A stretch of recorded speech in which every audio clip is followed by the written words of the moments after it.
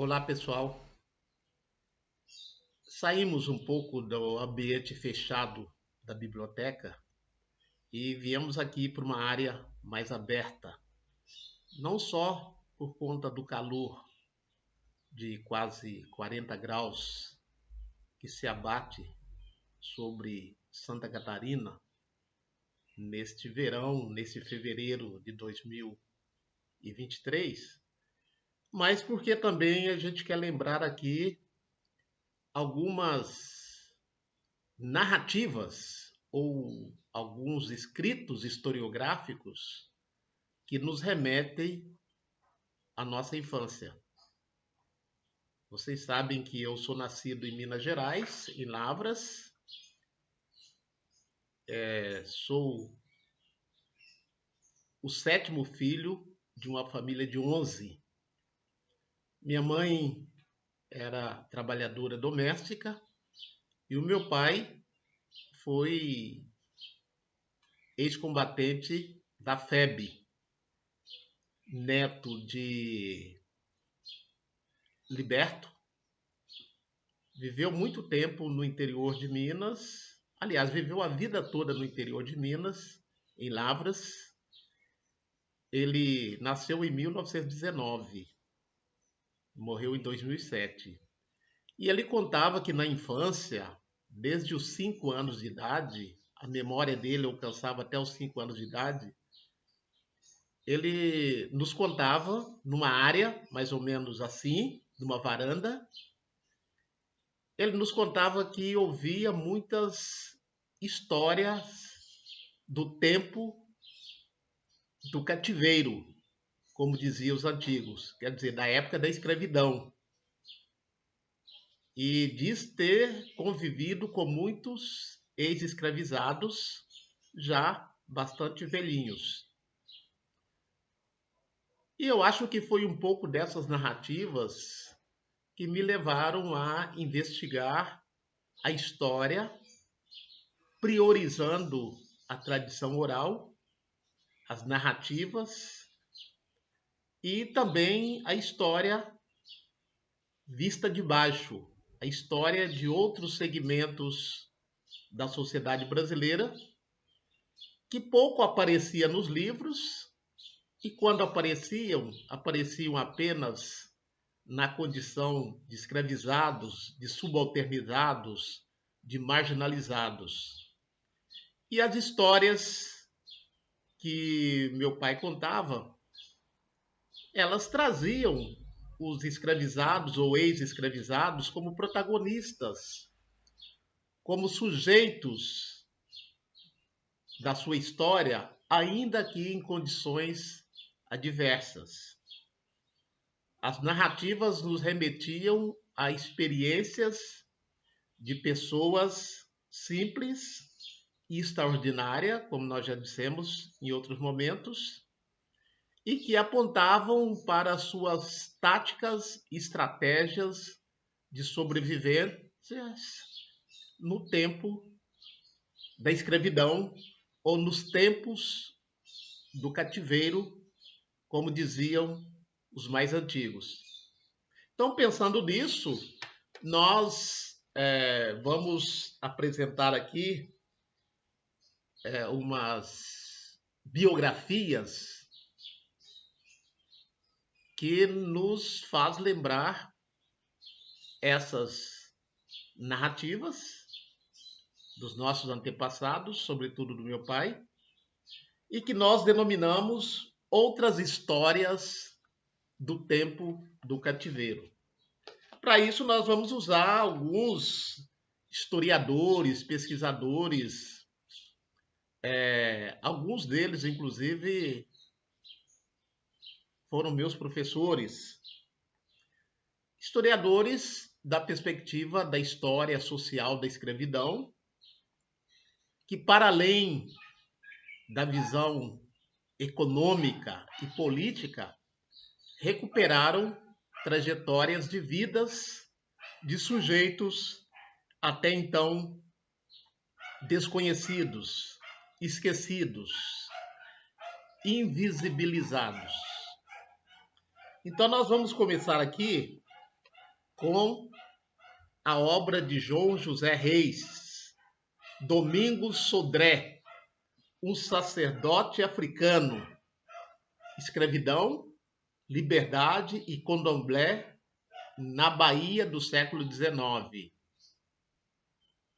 João José Reis é professor com uma vasta pesquisa sobre a temática África, diáspora, revoltas, e inclusive no YouTube existe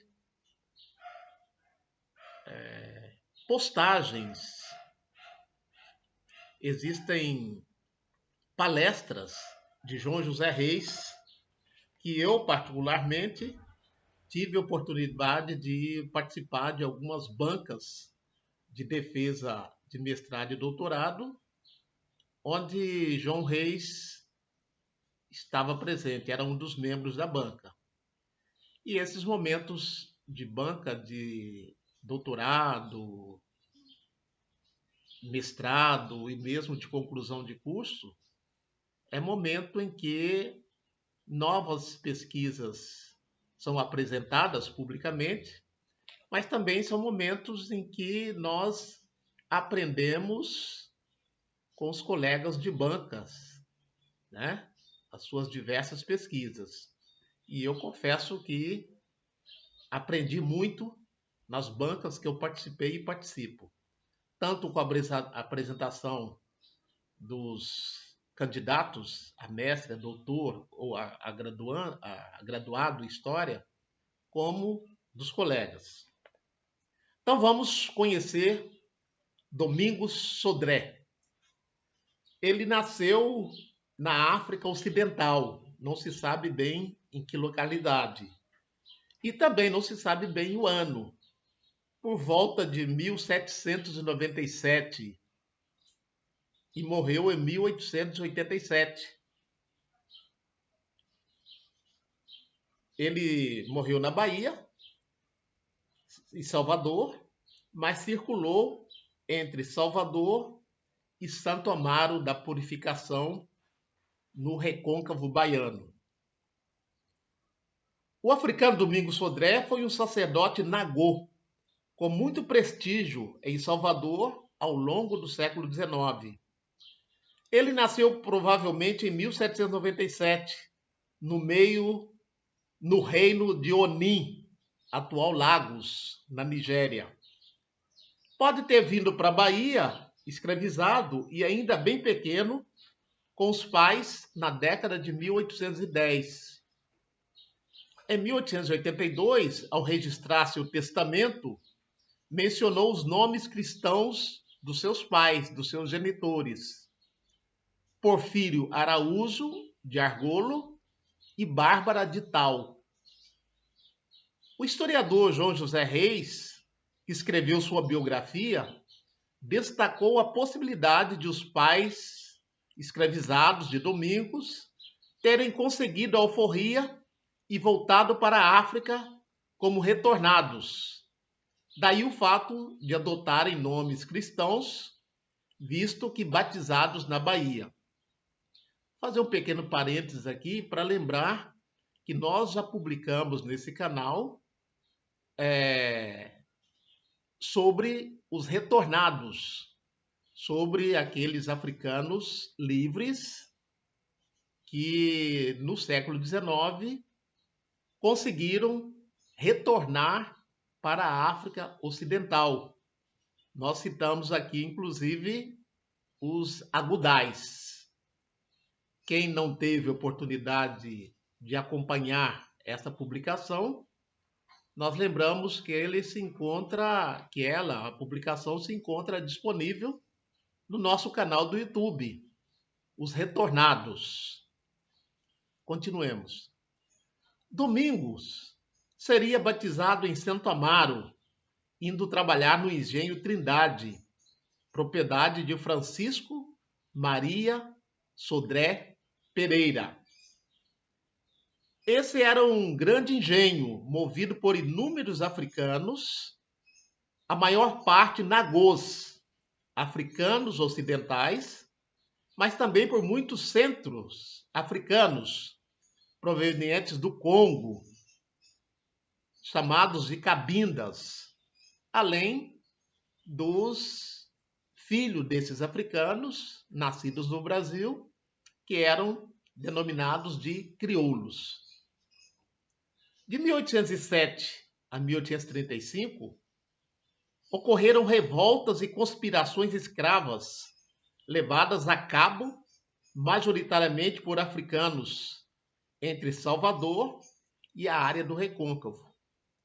Foi nesse contexto que Domingos viveu, conquistando sua alforria em 1836. Estabeleceu-se em Salvador, onde organizou um candomblé que se tornaria famoso nos arrabaldes da freguesia de São Pedro e ficou conhecido como um próspero africano liberto, proprietário de moradias, bens e cativos. Em 1850, casou-se com a africana liberta Maria das Mercês Rodrigues de Souza.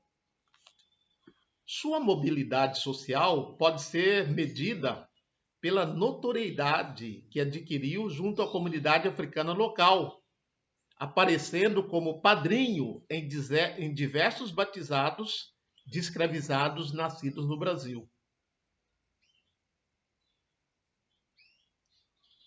Tendo ficado viúvo, Domingos se casou novamente em 1871 com Maria Delfina da Conceição. Virou um célebre e temido sacerdote em Salvador.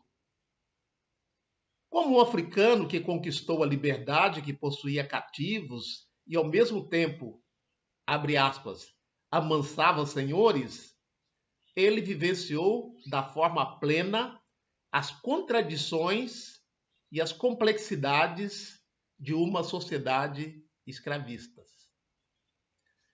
Então, no texto que nós lemos aqui, a partir da Enciclopédia Negra, né, que nós temos usado para dar visibilidade a esses sujeitos históricos, mencionou-se a expressão que ele amansava senhores. O que quer dizer isso? Durante a escravidão, esses sacerdotes africanos, que muitas vezes no Brasil eram conhecidos como curandeiros, como feiticeiros, como macumbeiros, eles criavam táticas e estratégias para amedrontar os senhores, para amansar os senhores. Então, as chamadas mandingas, os chamados feitiços, os chamados chás, feitos para acalmar, amainar, esmoecer os senhores escravistas. Então é muito comum ouvir que no tempo do cativeiro havia pessoas que tinham a capacidade de dar um chazinho, de fazer uma mandigazinha para amansar o senhor, para que os senhores deixassem de ser tão violentos. Aquelas denominadas porções mágicas, não é? Então, Domingos Sodré era um sacerdote que era muito bem visto pelos seus pares e mesmo pela sociedade local, por essa capacidade que ele tinha da cura através das plantas medicinais e também de muitos outros feitos atribuídos a ele. Se ele fez, de fato, ou não fez o trabalho de amansar senhores, isso é uma outra conversa. Mas a verdade é que a ele era creditado essa capacidade.